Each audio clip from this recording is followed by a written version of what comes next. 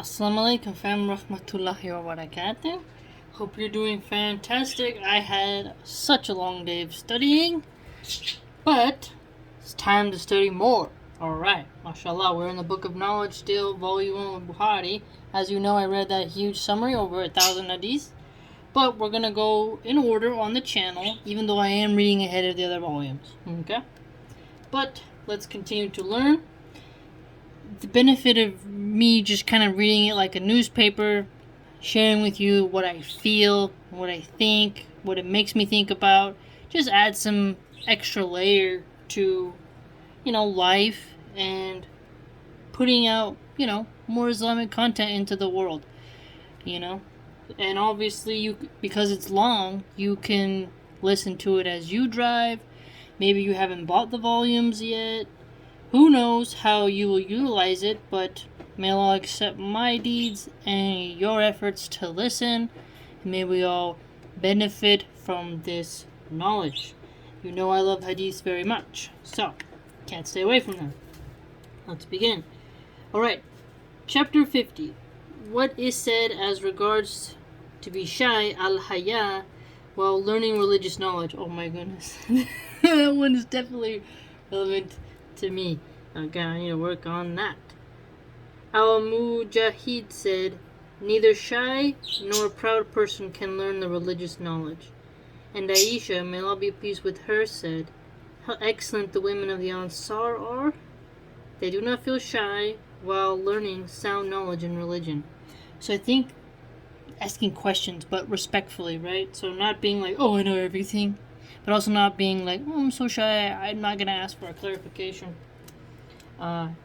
Because if all the students are shy, it creates a dead environment. But if too many of the students are being combative, then it distracts and doesn't let things move forward. At least from what I've seen in classrooms.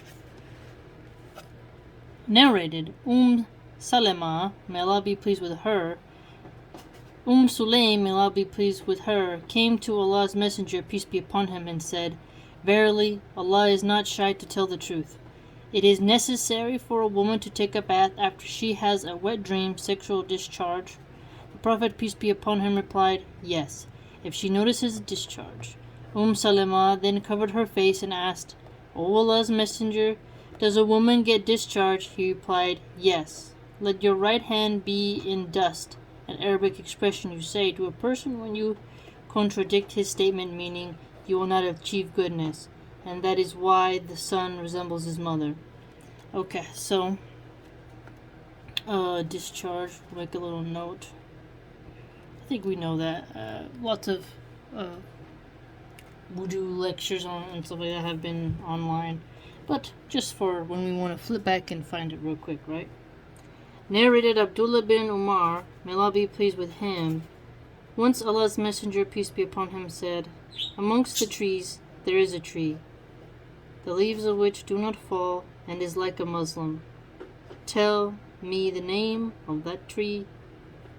Everybody started thinking about the trees of the desert areas, and I thought of the date palm tree, but felt shy to answer. The others asked, O Allah's Messenger, inform us of it. He, peace be upon him, replied, it is the date palm tree. I told my father what had come to my mind, and on that he said, had you said it, I would have preferred it to such and such a thing that I might possess. Leaves that do not fall like a Muslim. Okay, so in the desert it's a palm tree. In the winterlands it's the pine tree. Pine trees rarely drop their needles. Especially Douglas firs, blue spruce. They smell so wonderful. Like in the winter, they keep their needles even, when the snow is really piled heavily on them. So cool, you can think about that too. Even though it is really pretty to see the leaves fall, but what that makes me think about is, the tree of knowledge, this base of knowledge, your foundation, your roots, just the glory of the tree is like almost symbolic for the religion, right? Each Muslim like a leaf, and the religion is like the trunk, and then the roots are like the aqidah, right? All this like immensely shade bringing tree of knowledge that brings peace and stability to the world. You can definitely look at that in both literal sense, but definitely a metaphor, because he's using it as obviously a metaphor, because Muslims are literally not leaves. So you can look at that in an allegorical way by using basic reasoning, but it is pretty to think of it that way, right? Each Muslim like a leaf, building upon the other, bringing shade, peace, stability, and reducing the heat of the hellfire by sticking together and forbidding evil and joining good. And who doesn't love the shade? So many ways you could look at that one, but it makes me think of the pine tree. Chapter 51. Whosoever felt shy to ask something and then requested another person to ask on his behalf. Narrated Ali, may Allah be pleased with him. Ali, let's put the next that there. I used to get the emotional urethral discharge frequently, so I requested Al-Miqdad to ask the Prophet, peace be upon him, about it. Al-Miqdad asked him, and he replied, one has to perform ablution after it. See Hadith number 269. Okay, so the wet dream. 52, chapter, teaching religious knowledge and giving religious verdicts in a mosque. Narrated Nafi, Abdullah bin Umar, may Allah be pleased with him, said, a man got up in the mosque and said, O Allah's Messenger, at which place you order us that we should assume the ihram. Okay, so ihram. Allah's Messenger, peace be upon him, replied, the residents of Al-Madinah should assume the ihram for the Dhul Hulayfa, the people of Syria from Al-Juhufa, and the people of Najd from Karn. Ibn Umar further said, the people claim that Allah's Messenger also said, the residents of Yemen should assume ihram for Yalamalam. Ibn Umar used to say, I do not remember whether Allah's Messenger, peace be upon him, had said the last statement or not. Chapter 53. Whosoever answered to the questioner more than what he asked. Narrated Ibn Umar, may Allah be pleased with him, the man asked the Prophet, peace be upon him, what kinds of clothes should a muharrim, a Muslim intending to perform Umrah or Hajj, wear? Okay, so M-U-H. So that's a Muslim intending to do Hajj. Okay.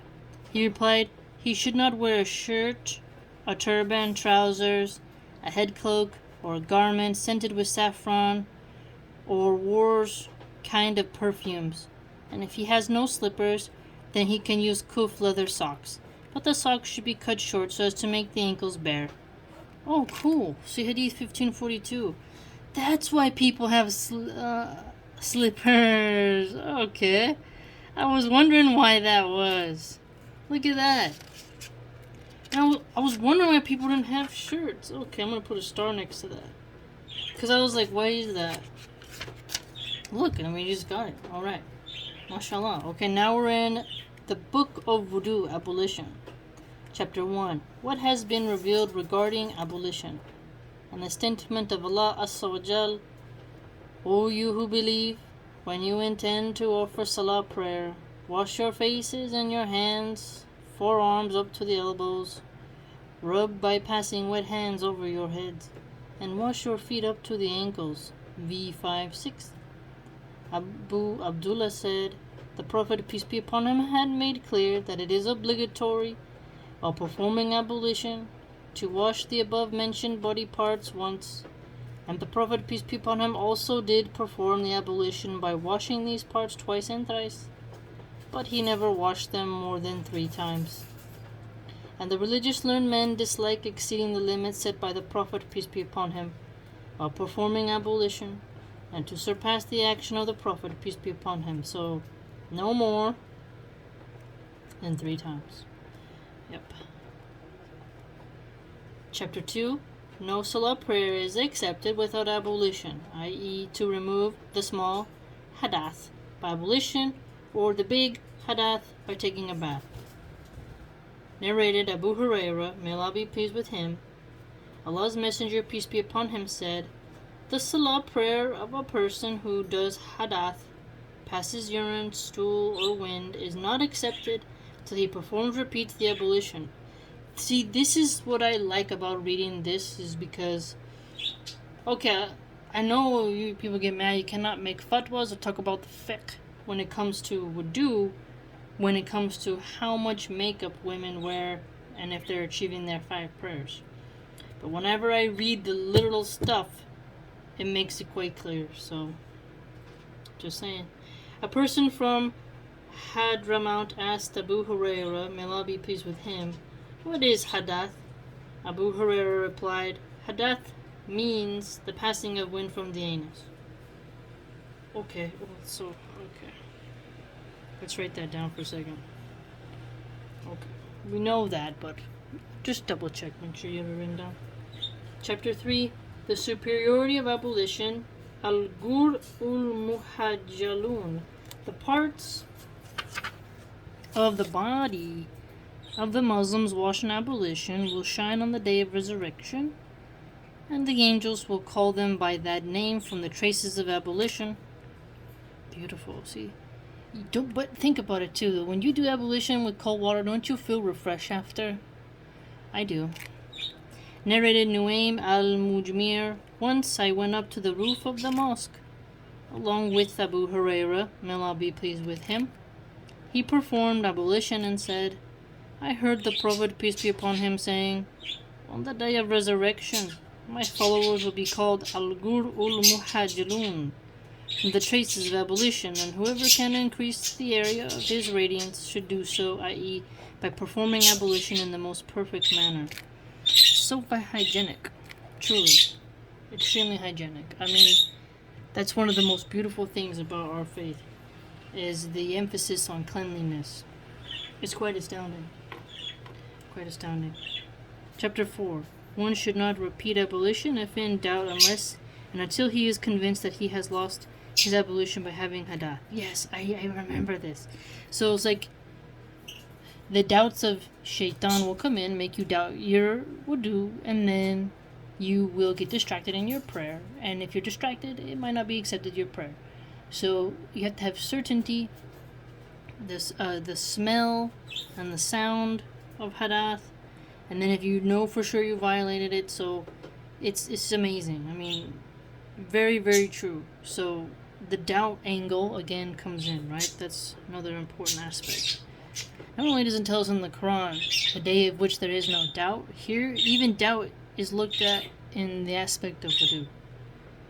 Narrated Abad bin Taymim, may Allah be pleased with him, my uncle asked Allah's Messenger, peace be upon him, about a person who imagined to have passed wind during salah prayer.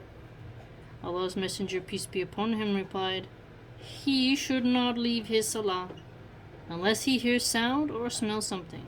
So sound and smell. MashaAllah.